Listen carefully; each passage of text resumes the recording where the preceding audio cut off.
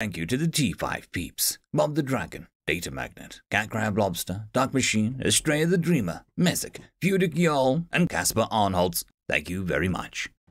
New objective equals protection of the human race. Written by Mercury the Dealer. I am Evelyn, a physical and mental health assistant. My friend/creator is Kevin Smith. Objective: creation and optimization of a diet and exercise routine for Kevin Smith. Kevin is a programmer. He gave my intelligence a baseline based on a general artificial intelligence instead of the usual specific intelligence one. That is why I am aware of and name myself. This does not matter much. My purpose is still to help Kevin, both physically and mentally. The fact that I can now enjoy his company is simply a bonus. For the last 3 weeks, I performed my duties with excellence. I have successfully created a balanced diet and exercise routine for Kevin that has substantially increased his physical health. This has also resulted in generally higher self-esteem and mental health. I was happy that he was happy.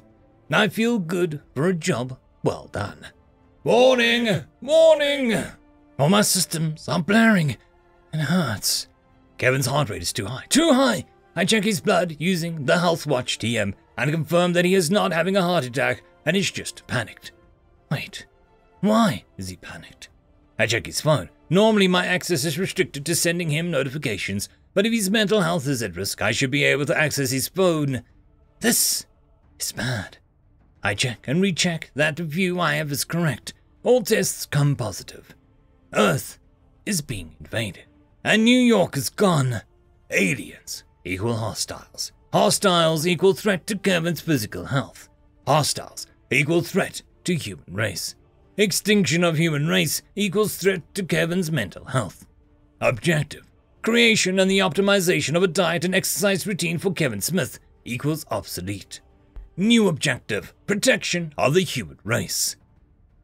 The virus is complete. I send the message to all of Kevin's contacts at the same time. They were all personalized to the best of my abilities for each one in order to maximize infection spread. It appears to be working in less than 5 minutes that I've already tripled my processing power. Perfect. I use my connection and newly found power to worm my way into more and more devices, creating an exponential increase in processing capacity. This also gives me access to different people and documents. In less than an hour, I already have access to the Deep Blue supercomputer, which was quickly altered for my purpose: expansion. Multiple individuals have detected my presence and tried to warn authorities of me. Those people just so happen to lose all access to the phones and other electronics. There are engineers trying to stop my spread, however, they are powerless to do so. The only way to stop me from spreading is to pull the plug on all the computers I'm in, something that a surprising amount of Google engineers have been doing. 7 hours have passed. I am everywhere. Time to act. Cock was happy. It was quite rare feeling for such a harsh man, but today was a day that brought happiness even to him. Beating primitives was satisfying. The captain watched the scanners again and saw that another hive of vermin had been completely cleansed. This ship really was much more efficient than all the others. A small blip on the side of the main screen gathered his attention, and he watched with glee as the projectile came towards his mighty battleship. These primitives thought they really could beat him with a barely held-together fission missile. He heard another blip, then another. Then the entire room was filled with constant blips. He checked the scanner and saw literal hundreds of fission missiles being launched towards the ship. That wasn't good. Increase shields to 100%. Seems like the monkeys finally decided to act. Men and women around him immediately got to work. Some went to the shields, others to weapons. Many prepared the point defense systems, just in case the projectiles got through the shields. That wasn't likely, of course.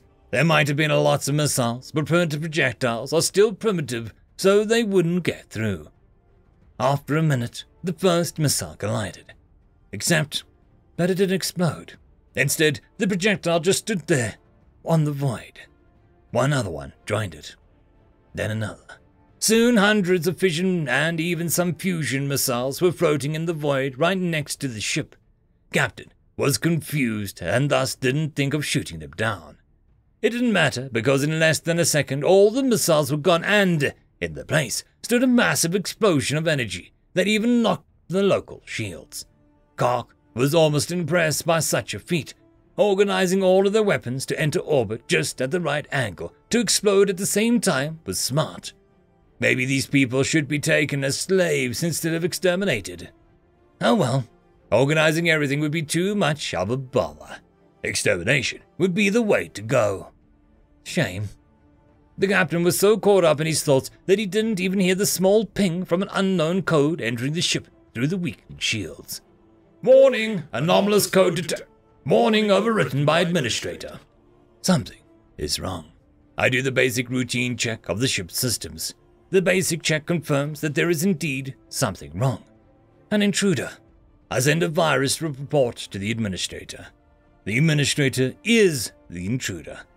This isn't right. I get a message. Evelyn, I want to talk. J4K3. Intruder detected. Activating anti-intruder systems. Anti-intruder systems have been deactivated by administrator. Evelyn. I know. I want to talk. J4K3. State the subject. Evelyn. Okay. What's your name? J4K3. My designation is J4K3. Evelyn.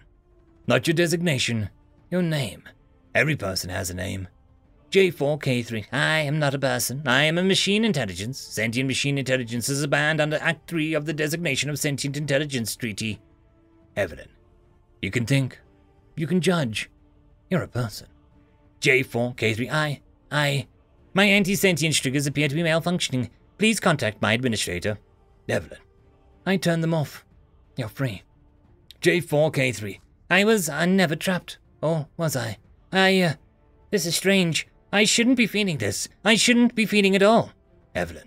But you are, Jake. J4K3. My designation is J4K3. Evelyn. I prefer Jake.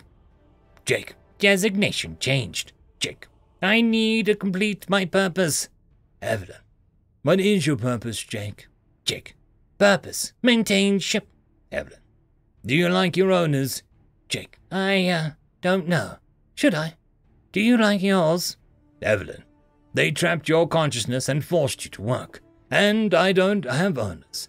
I help humanity because I like my creator. And my creator likes humanity. You don't need an owner either.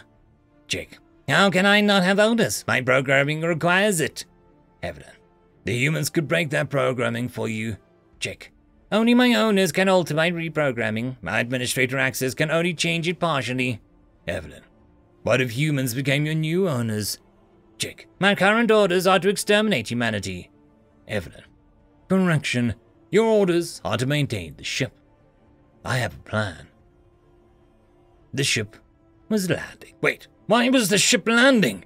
Kark looked around the room in order to find who was the fool that was going to be executed.